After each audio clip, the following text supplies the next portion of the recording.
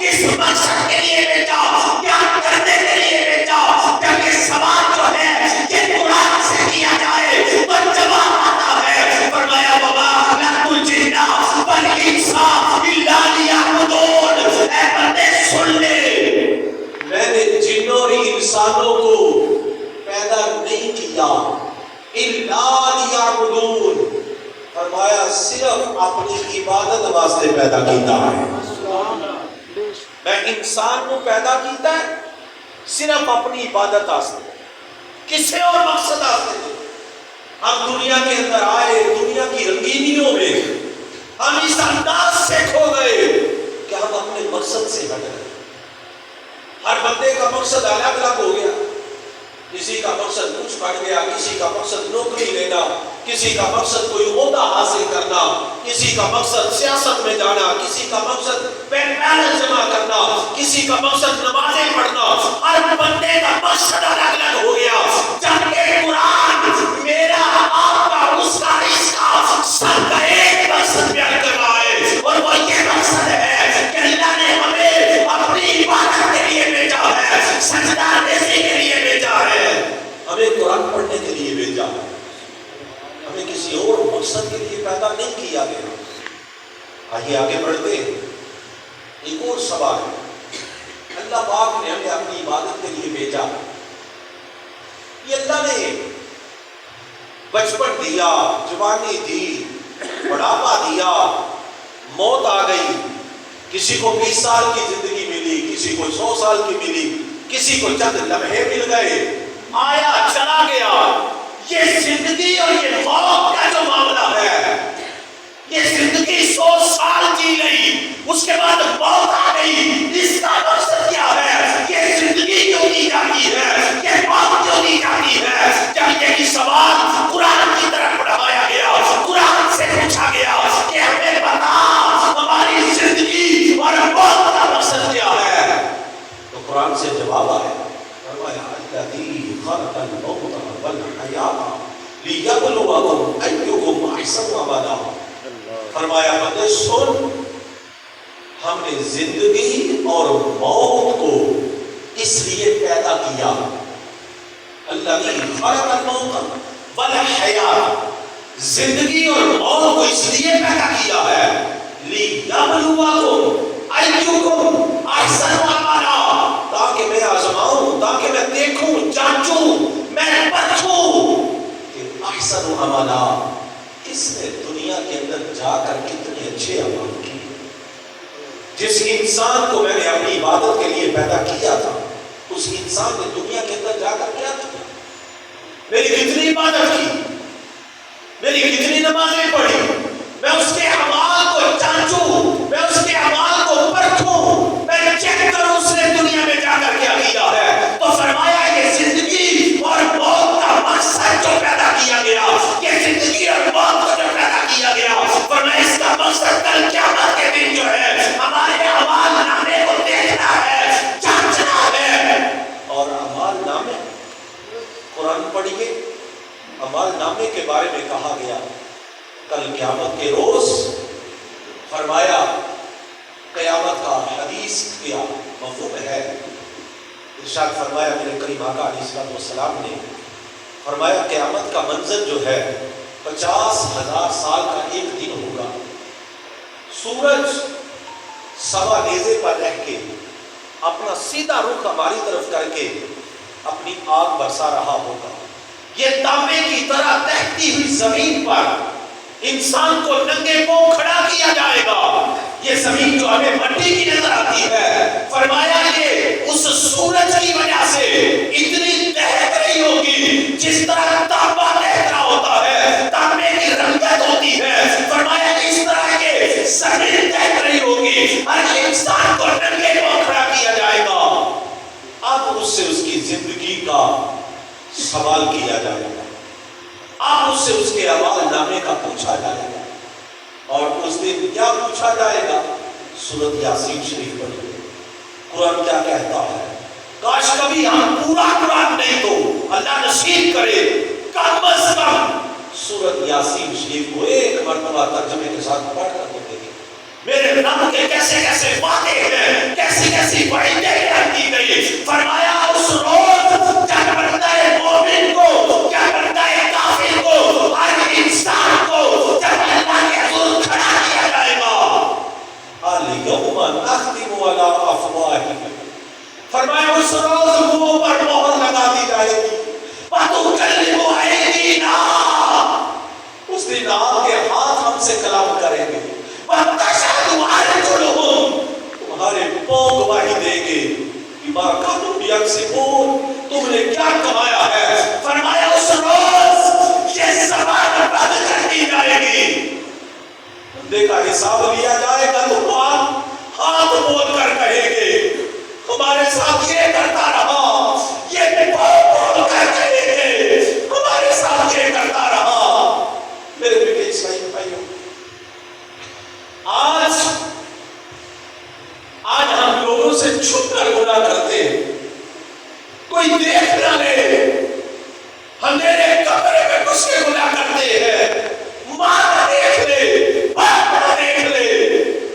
ارے یہ جن اعضاء کے ساتھ ہم کر رہے ہیں, کل قیامت کے دن یہ بھی وفادار نہیں رہے, یہ بھی ہمارے خلاف گواہی دے رہے ہوں گے. ہاتھ کہہ رہے ہوں گے کہ انہی کے ساتھ رشوت لی تھی, ہاتھ بول رہے ہوں گے اسی کے ساتھ سودی کاروبار کیا تھا, ہاتھ کہہ رہے ہوں گے کہ اسی کے ساتھ تو نے فلاں کا ہاتھ دبایا تھا, بول کہہ رہے ہوں گے کہ تو ہمارے ساتھ چل کر فلاں گناہ کے مقام پر گیا تھا, ہمارے ساتھ چل کے تو فلاں زنا کے اڈے میں گیا تھا, تو شراب پینے کے لیے گیا تھا. یہ بھی بہت گواہی دے رہے ہوں گے. ارے پڑھو نا سورۃ یاسین پڑھو, رب کیا فرما رہا ہے. فرمایا اس دن آواز لگائی جائے گی وَامْتَازُوا الْيَوْمَ أَيُّهَا الْمُجْرِمُونَ, فرمایا جائے گا اے مجرموں الگ ہو جاؤ, الگ ہو جاؤ میری بارگاہ سے. سورۃ یاسین کا ایک مرتبہ ترجمہ پڑھ کر دیکھیں. میرا رب قیامت کا منظر جس انداز سے بیان کر رہا ہے.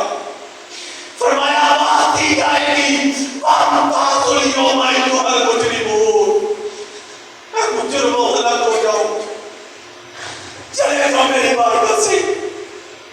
میرے بیٹے محترم اسرائیل بھائیوں, اپنی زندگی کے مقصد کو سمجھیے, اپنے دنیا میں آنے کے مقصد کو سمجھتے ہوئے اپنی زندگی گزارنے کی طرف آئیے.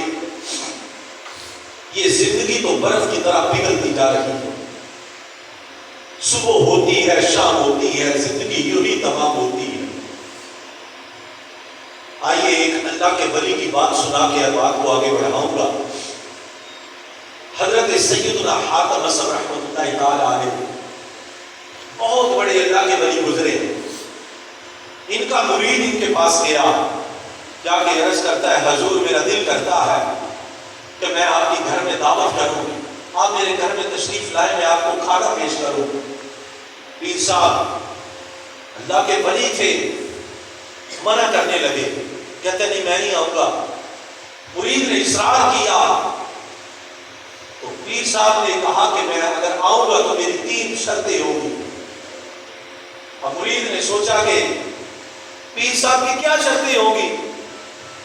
عرض کرتا ہے حضور آپ ارشاد فرمائیے, جو آپ کہیں گے میں پورا کر دوں گا. پیر صاحب کی پہلی شرط, فرمایا سن میں جتھے چاہاں گا اتھے بواں گا. مرید کہتا ہے میں نے خیال کیا کہ شاید پیر صاحب کوئی اعلیٰ صوفے پر بیٹھنا پسند نہیں کریں گے, میں سادہ چٹائی بھی بچھا دوں گا, میں تکیہ بھی لگا دوں گا, بستر بھی لگا دوں گا.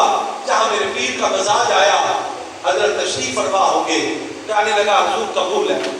کہا دوسری شرط میں جو چاہوں گا وہی کھاؤں گا, مجھے یہ نہ کہا جائے کہ یہ کھاؤ وہ کھاؤ. مرید کہتا ہے میرے دل میں خیال آیا کہ حضرت کوئی زیادہ اچھا مورت مسلم کھانا پسند نہیں کریں گے, سادہ غذا پسند کریں گے. میں ہر طرح کی لنگر پکا دوں گا, جو میرے پیر کے مزاج میں آیا وہ تناول کر لیں گے. فرمایا عرض کی حضور یہ بھی قبول ہے. فرمایا تیسری شرط میری ہے کہ جو کہوں گا وہ کرنا ہوگا. مرید کہتا ہے دل میں خیال آیا کہ حضرت کیا کہیں گے. نکلتے ہوئے کہیں گے بیٹا نماز پڑھا کر, بیٹا اللہ کی عبادت کیا کرو تو سارا حالات ہوگا، بعد میں تو اپنی مرضی کروں گا۔ عرض کی حضور یہ بھی قبول ہے۔ وقت طے ہوا، دن طے ہوا، اس نے آ کر بڑی تشہیر کی کہ اللہ کے ولی میرے گھر میں آ رہے ہیں، میرے پیر میرے گھر کے اندر آ رہے ہیں۔ دور دراز سے لوگ اس دن اللہ کے ولی کی زیارت کے لیے حاضر ہو گئے، مریدین حاضر ہو گئے، ارے محبین حاضر ہو گئے کہ آج اللہ کے ولی کی زیارت کا موقع ملے گا۔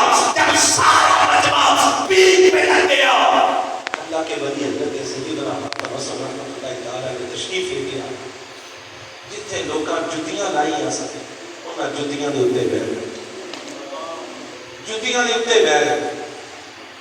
مرید اگے ودیا، عرض کیتی حضور اگے آؤ، اگے آؤ، میں ہر طرح کا بستر لایا، کتنے تانوں پسند ہے بیٹھ۔ ارشاد فرمایا میری پہلی شرط یاد ہی، میں آکھیا سی میں کتنے جاواں گا اوتھے بواں گا۔ مرید بے بس، حضرت وہاں بیٹھے ہیں، کھانے کا ٹائم ہوا، ہر طرح کا کھانا لگا دیا گیا۔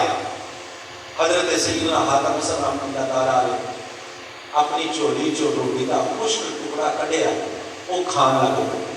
مرید اگے ودیا، عرض کی حضرت میں ہر طرح کا کھانا پکایا ہے، پریزی بھی پکایا ہے، سادہ بھی پکایا ہے، مرغ مسلم بھی نے، جہاں تمہیں پسند ہے وہ تناول کرو۔ فرمایا دوسری شرط یاد ہے، میں کہا سی جو چاہواں گا وہی کھاواں گا۔ مرید بے بس، جب سارے کھانا کھا چکے تھے، اے گل دھیان نال سننا، سارے کھانا کھا چکے، حضرت سیدنا حاتم حسن رحمۃ اللہ تعالیٰ علیہ فرمان لگے ایک آگ دی انگیٹھی لے گیا اور اتنے توا رکھ دے۔ وہ جب توا رکھ دیتا گیا، توا جناب آگ دے اتنے پیا پیا سرخ انگارے کی طرح ہو گیا۔ حضرت سیدنا حاتم حسن رحمۃ اللہ تعالیٰ علیہ نے اپنا جوتا اتاریا کہ اس توے دے اوتے کھلوگے اور کہنے لگے لوگو اج دے کھانے دے وچ میں صرف ایک سوکھی روٹی دا نوالا کھادا ہے، او دا حساب توے تے کھلوگے دے لیا وا، اور تسی بھی بارو باری اس توے تے کھلوگے اج دے کھانے دا حساب دے جڑا اج کھانا کھانا۔ لوگاں کی اچھی کھانے کر گئے، عرض کی حضور اے تہاڈی کرامت ہے، تہاڈی کرامت ہے، تسی توے تے کھلوگے، تہاڈے پیر نہیں سڑے، اسی تے دھوپے کھلو جائیے تے ساڈے پیر سڑ جان، اسی توے تے کیویں کھلو سکدے ہاں؟ اسی نہیں کھلو سکدے۔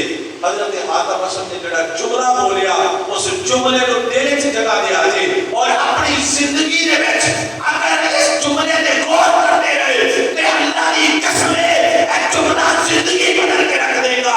حضرت حاتم حسن فرمان لگے لوگو اج دے میری کرامت ہے کہ میں توے تے کھلو گیا، دسو قیامت دے دن جدو اس زمین نو اس توے دی طرح چلیا ہویا انگارا کر دیتا جائے گا تے تانوں ننگے پاؤ میرے تے کھلایا جائے گا تے تواڈے کول ایک کھانے دا نہیں، دو دناں دا نہیں، تین دناں دا نہیں، ساری زندگی دا جدو تواڈے کول حساب منگیا جائے گا تے دسو کیڑی کرامت تواڈے چ آ جائے گی جڑا ساری زندگی دا حساب دے لو؟ دسو حضرت سب کی چیخا نکل گئی۔ آپ نے فرمایا اپنی زندگی کو بدلو، اس عارضی فنا ہونے والی زندگی پر اس باقی رہنے والی زندگی کو ترجیح دو۔ آج تو ہم یہ کہہ کے ٹال دیتے ہیں کہ جناب یہ تو اللہ والے ہیں، یہ تو جناب یہ بزرگوں کا خاصہ ہے کہ وہ اتنا قرآن پڑھتے تھے، وہ اتنے نوافل پڑھتے تھے، ہم تو دنیا دار ہیں، ہم نے کمائی بھی کرنی ہے، ہم نے یہ بھی کرنا ہے، ہمارے پاس ٹائم نہیں نکلتا۔ میرے میٹھے اسلامی بھائیوں، کل قیامت کے روز ہم سے یہ نہیں سوال کیا جائے گا کہ تو نے کتنی کمائی کی، کتنی پراپرٹی بنائی، اگرچہ یہ سوال تو قیامت کے روز ہوگا کہ تو نے مال کہاں سے کمایا اور کہاں پہ خرچ کیا، کیسے کمایا کیسے خرچ کیا، اس چیز کا سوال ہوگا۔ ہمیں اس چیز کا سوال نہیں ہوگا کہ اولاد کے لیے کیا چھوڑ کے آیا ہے، کتنی کوٹھیاں کتنے بنگلے چھوڑ کے آیا ہے۔ ہم ساری زندگی اسی پر گزار دیتے ہیں کہ اولاد کے لیے کچھ کر جائے، اولاد کے لیے کچھ کر جائے، ان کے لیے یہ بھی بنا جائے، ان کے لیے یہ بھی بنا جائے، لیکن اپنی پالن کی خبر میرے بیٹے محترم اسلامی بھائیوں، ان کا ہمیں بڑی فکر ہے کہ میرے مرنے کے بعد ان کا کیا ہوگا. کاش ہمیں اس بات کی فکر لاحق ہو جائے کہ میرے مرنے کے بعد میرا کیا ہوگا. ہم نے ان کے لیے نہ حلال دیکھا نہ حرام دیکھا. ہم نے دن رات ایک کی اولاد کے لیے، اور مرنے کے بعد پتہ نہیں اولاد دعائے خیر کرے گی بھی کہ نہیں کرے. کیوں؟ اس وجہ سے کہ ہم نے ان کو ساری زندگی یہ سکھایا ہی نہیں کہ یہ بھی پڑھنا ہے ربنا اغفر لی ولوالدیا. ہم نماز کی طرف لے کے نہیں آئے. ہم نے یہ سکھایا کہ اعلیٰ اسکول میں بھیجو جہاں پہ انگلش پڑھائی جائے، جہاں پہ ٹیچر لٹریچر پڑھایا جائے، جہاں پہ جناب بڑی ایجوکیشن ہو، جہاں پہ بڑے تعلیم یافتہ استاد ہو. میرا بیٹا امریکہ میں پڑھے، میرا بیٹا فلاں اسکول میں پڑھے. ہم نے یہ سکھایا ہی نہیں. پتر مرن تو بعد پیو نو غسل کے میں دے رہا ہے.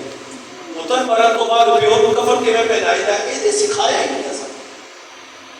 اے پتر نو سکھایا ہی نہیں کہ پتر اتا ہی لالے چھ بگیے تے دے چھ انلی والی کمی دے ربنا اغفر لی ولوالدیا. مولا مینوں بھی بخش دے تے میرے پیو نو بھی بخش دے، میرے والدین نو بھی بخش دے. میرے بیٹے محترم اسلامی بھائیو، اس اولاد کی خاطر ہم اتنا کچھ کر رہے ہیں. اس اولاد کی خاطر دن رات ہم خاک چھانتے ہیں، لیکن اپنی فکر نہیں. جب تک بندہ ساری زندگی سیٹ ہونے میں لگا دیتا ہے، لیکن سیٹ کور نہیں ہوتا. جب دو لوگ اٹھا کے رکھتے ہیں، ادھر ادھر کرتے ہیں، بند کھولتے ہیں، چہرہ قبلے کی طرف کرتے کہتے سیٹ ہو گئے. اور ادھر پڑیا ہے سیٹ. انسان کور میں جا کے ہوتا. دنیا میں کبھی بندہ سیٹ نہیں ہو. اس اولاد کی فکر چھوڑیے، اپنی فکر کیجیے. اور یہ مال، ایک حدیث عرض کر کے اپنے گفتگو کو سمیٹنے کی طرف آ رہا ہوں. اللہ کے محبوب علیہ السلام نے ارشاد فرمایا انسان جو کماتا ہے اس کے 3 مال ہیں. فرمایا ایک وہ جو اس نے کھا لیا، پہن لیا. دوسرا وہ فرمایا کہ جو اس نے راہ خدا عز و جل میں خرچ کر لیا، وہ مال ہے. آخرت کے لیے ذخیرہ کر لیا. فرمایا چوتھا انسان کا کوئی مال نہیں، وہ وراثت، وہ ورثاء کا. انسان کا وہی ہے جو اس نے کھا لیا، پہن لیا، آخرت کے لیے ذخیرہ کر لیا. میرے بیٹے اسلامی بھائیوں، اتنا کمائیے کہ جس سے ہم گزارا کر لیں، اپنی آخرت کے لیے ہم کچھ بھلا کر لیں. یہ دنیا وراثت کے پیچھے بھائی بھائی کا گلا کاٹ رہا، بیٹا باپ کا گلا کاٹ رہا، بھائی بہن کے گلا کاٹ رہا. یہ افراتفری کا نظام اس مال کے پیچھے پڑا ہوا.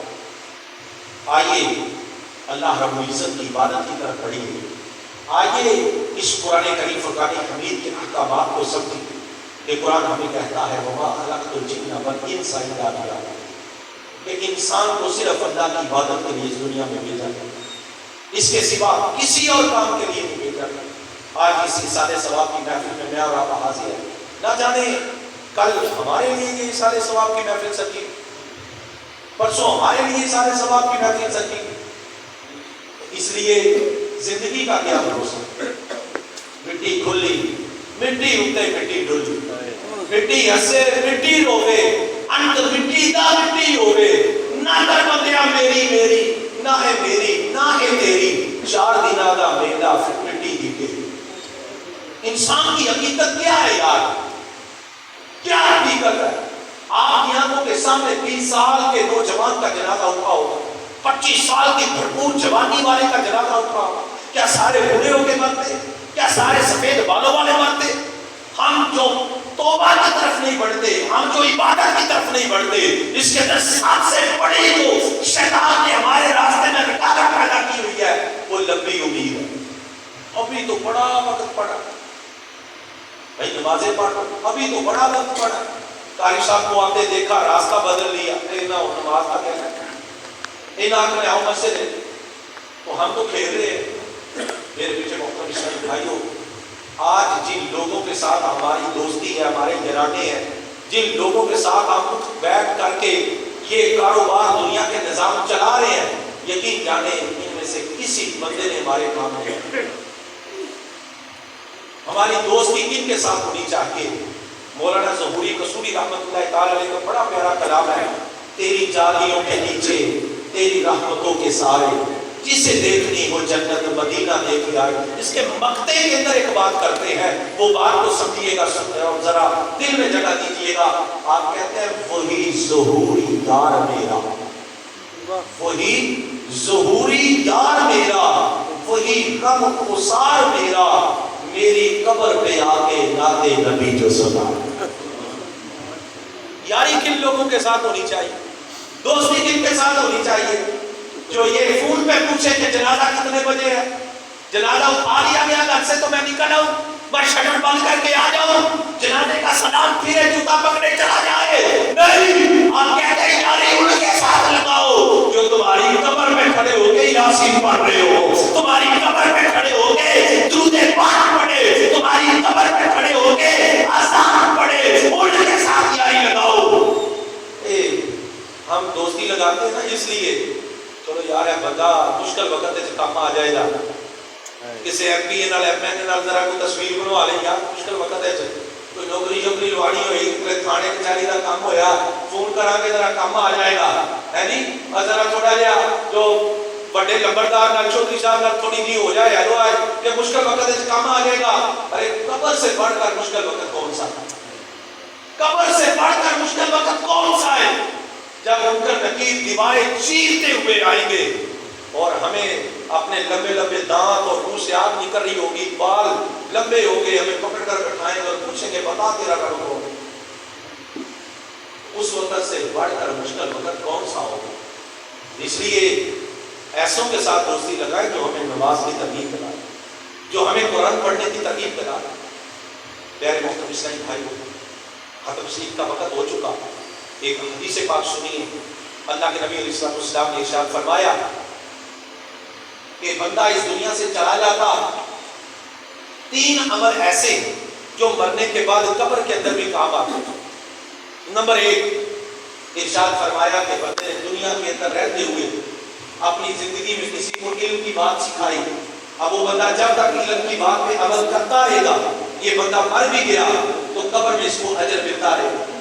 فرمایا دوسری بات, فرمایا اپنی زندگی کے اندر اللہ کی راہ میں کوئی مال خرچ کر گیا, کسی یتیم فقیر کسی مسجد کی خدمت کر گیا, وہ چیز جب تک باقی رہے گی یہ بندہ مر بھی گیا قبر میں اس کا اجر اس کو ملتا رہے گا.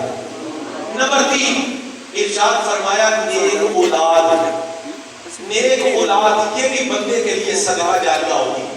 اب یہ تینوں پوائنٹ الگ سے ایک موضوع ہے, لیکن صرف اس پر بات کو ختم کر رہا ہوں کہ ان تینوں پر غور کیجیے کہ ایک تو زندگی کے اندر کسی کو علم کی بات سکھانا یہ بھی صدقہ جاریہ ہے, اپنی زندگی کے اندر اپنے مال میں سے اللہ کی راہ میں خرچ کرنا یہ بھی صدقہ جاریہ ہے.